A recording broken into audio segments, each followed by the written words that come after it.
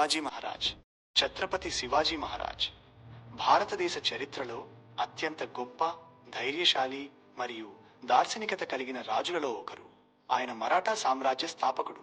ఆయన జీవితం మరియు విజయాలకు సంబంధించిన ముఖ్యాంశాలు ఇక్కడ ఉన్నాయి. జననం మరియు బాల్యం. జననం. శివాజీ ఫిబ్రవరి 19, 1630న మహారాష్ట్రలోని పుణె జిల్లాలో ఉన్న శివనేరి కోటలో జన్మించారు. తల్లిదండ్రులు. ఆయన తండ్రి షాహాజీ భోస్లే ఒక సైన్యాధికారి కాగా, తల్లి జిజాబాయి. ప్రభావం. తల్లి జిజాబాయి శివాజీకి చిన్ననాటి నుంచే రామాయణ, మహాభారతాలలోని వీరుల కథలు చెప్పి ఆయనలో ధైర్యాన్ని, ధర్మాన్ని మరియు మాతృభూమిపై ప్రేమను పెంచారు. దాదాజీ కొండదేవ్ ఆయనకు యుద్ధ విద్యలలో మరియు పాలనా విషయాలలో శిక్షణ ఇచ్చారు. సైనిక వ్యూహాలు. గెరిల్లా యుద్ధం. గనిమీ కామం. శివాజీ గెరిల్లా యుద్ధ తంత్రాలలో శత్రువుపై అకస్మాత్తుగా దాడి చేసి అడవుల్లోకి అదృశ్యమవ్వడం. సిద్ధహస్తు.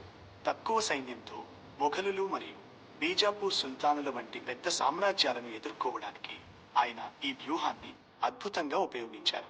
కోటల నిర్మాణం మరియు నిర్వహణలో ఆయనకు ఎవరూ సాటిలేదు. తన సామ్రాజ్యాన్ని రక్షించుకోవడానికి అనేక కొత్త కోటలను నిర్మించారు మరియు పాత వాటిని బాగు చేశారు. ముఖ్యమైన ఘట్టాలు. అఫ్జల్ ఖాన్ వధ 1659. బీజాపూర్ సుల్తాన్ శివాజీని అంతమొందించడానికి అఫ్జల్ ఖాన్ను పంపాడు.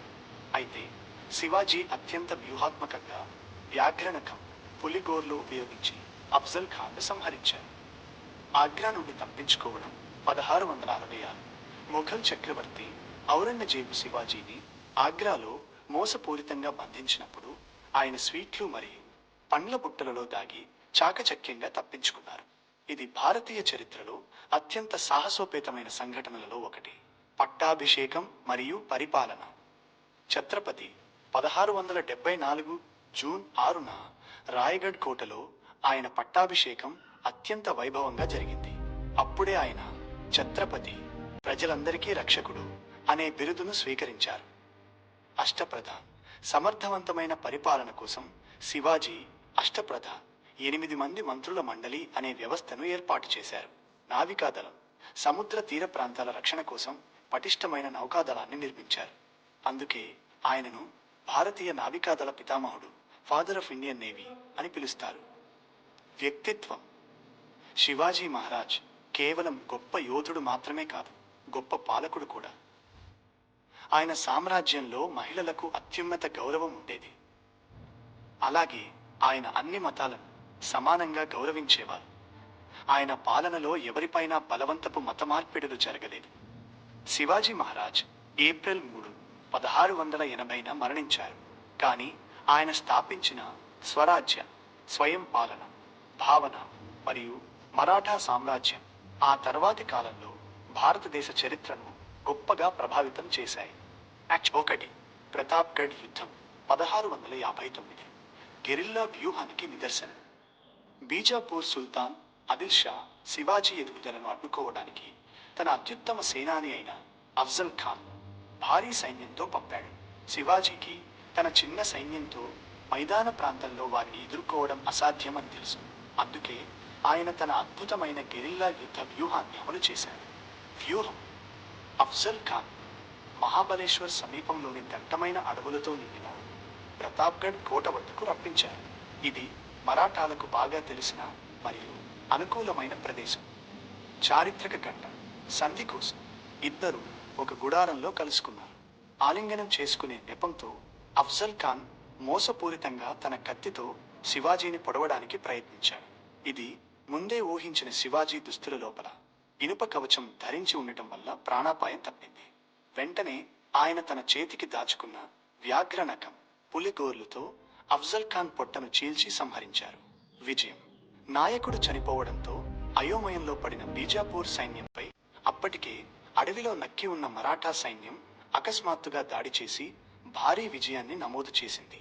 మరాఠాల ఆత్మవిశ్వాసాన్ని ఈ యుద్ధం అమాంతం పెంచేసింది. 2. శివాజీ పరిపాలనా విధానం. స్వరాజ్యం. శివాజీ కేవలం గొప్ప యోధుడు మాత్రమే కాదు, ప్రజల సంక్షేమం కోసం అహర్నిశలు ఆలోచించిన దార్శనికుడు. ఆయన పాలనలో కొన్ని ముఖ్యాంశాలు. అష్టప్రధాన్ వ్యవస్థ. అష్టప్రధాన్ సమర్థవంతమైన పాలన కోసం 8 మంది మంత్రులతో కూడిన మండలిని ఏర్పాటు చేశారు. ఇందులో పేష్వా, ప్రధానమంత్రి, సాధారణ పరిపాలన, అమాత్య, ఆర్థిక మంత్రి, ఆదాయ వ్యయాలు, సేనాపతి, సైన్యాధ్యక్షుడు వంటి అత్యున్నత పదవులు ఉండేవి. ఎవరి బాధ్యతలు వారికి స్పష్టంగా అప్పగించారు. రైతు పక్షపాతి, రెవెన్యూ విధానం, మధ్యవర్తులైన జమీందారుల వ్యవస్థను రద్దు చేసి నేరుగా రైతులతోనే రైత్వారీ విధానం సంబంధాలు ఏర్పరచుకున్నారు. భూమిని కొలిచి దిగుబడిని బట్టి పన్ను సుమారు 33% నుండి 40% నిర్ణయించేవారు. కరువు లేదా యుద్ధ సమయాల్లో రైతులకు పన్ను మినహాయింపులు కూడా ఇచ్చేవారు. కఠినమైన సైనిక క్రమశిక్షణ, సైనికులకు భూములకు జాగీరు బదులుగా నేరుగా నగదు రూపంలో జీతాలు ఇచ్చే పద్ధతిని ప్రవేశపెట్టారు. యుద్ధ సమయాల్లో సామాన్య ప్రజలను, ముఖ్యంగా మహిళలను మరియు వృద్ధులను ఇబ్బంది పెట్టకూడదని, రైతుల పంటలను నాశనం చేయకూడదని సైన్యానికి కఠిన ఆదేశాలు ఉండేవి. సముద్ర రక్షణ, నావికాదళం భారతదేశం పశ్చిమ తీరాన్ని విదేశీయుల, పోర్చుగీసు, బ్రిటిష్, డచ్ నుండి రక్షించుకోవడానికి పటిష్టమైన నౌకాదళాన్ని నిర్మించిన తొలి భారతీయ రాజు శివాజీ. అందుకే ఆయనను భారతీయ నావికాదళ పితామహుడు అని కూడా పిలుస్తారు. మోర్ ఇంట్రెస్టింగ్ కంటెంట్స్ కోసం ఛానల్ని సబ్స్క్రైబ్ చేసుకోండి.